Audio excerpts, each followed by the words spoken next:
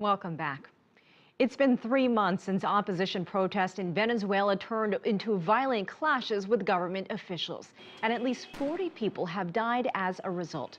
Thousands hit the streets because of the economy, violence, and shortages of everything from food to toilet paper. Last week, Venezuelan authorities raided protest camps in Caracas and arrested dozens of people. Joining me to discuss the situation is Professor Erick Langer. He is the director for the Center of Latin American Studies at Georgetown University. Professor, welcome to the show. You know, so many Venezuelans were very angry a few months ago, led them to the streets. They were angry about the crime. They were angry about the violence, the shortages that we mentioned. How has the situation on the ground changed or evolved regarding these protesters? Well, it's actually basically stayed the same in many ways. There's still protests, and in fact, they just arrested over 250 students, and so it looks like the protests are beginning again to a much larger extent. There still are shortages. That has not changed at all. In fact, the shortages have gotten worse. Crime has gotten worse. So it's actually getting, in many ways, it's remained the same or is getting worse. You know, we mentioned the protest camp, but we are not seeing people on the streets. It doesn't seem as if they're there. So is there some sort of protest fatigue? Or people getting tired? Well, clearly they're getting tired. But what has happened is kind of, if you will, a kind of trench warfare in which people have built barriers so that these militias can't get through. And so the government has been trying to pull down those barriers, arresting people as a result, then they get put back up again. And so it's not like there are these huge protests, these massive numbers of people that we've seen before, but rather that each neighborhood has this struggle going on, especially in the middle class and upper class neighborhoods in the cities in Venezuela. And this is not just Caracas, this is really throughout the country. We'll talk about the opposition.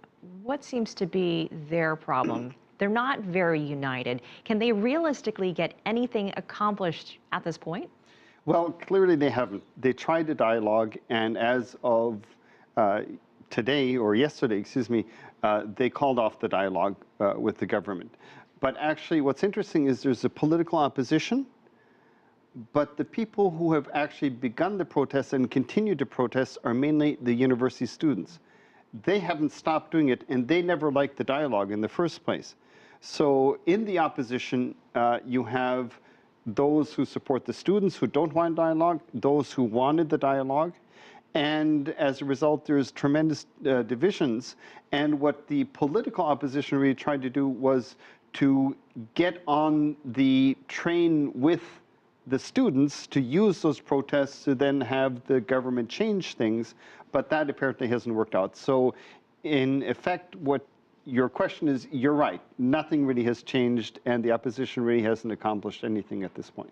Is it because one of the opposition leaders, Leopoldo Lopez, is still in jail? He and others are behind bars. What can happen there? Is there any hope that they may get out? Is there any chance for amnesty for those people? Well, I think that is what the government should do, but it hasn't done so. In fact, they've just doubled down on repression, which they think they're able to then be able to just suffocate the rebellion as a result of that. But I don't think that's really going to be possible.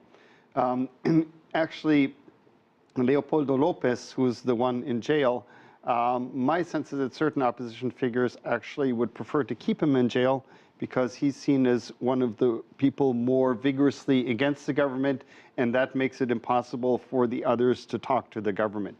And so there's actually even division, I think, in the opposition, though nobody would confess to it, that, you know, whether this leader should be out or not.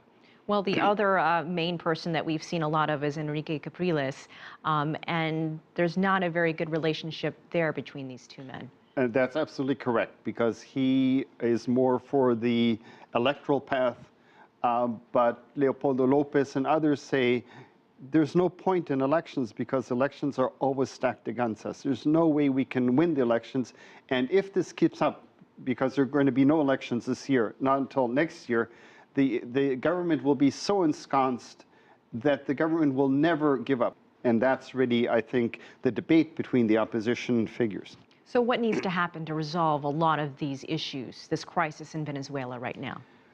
The present government thinks that the opposition is illegitimate.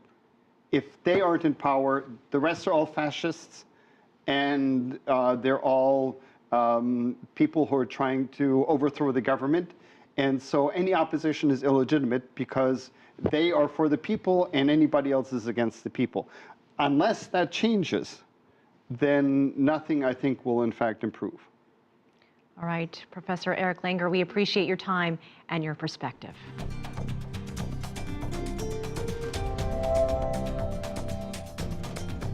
Coming up. He's teaching kids how to use art to promote social change. With few resources, we have been trying to teach them how to become artists.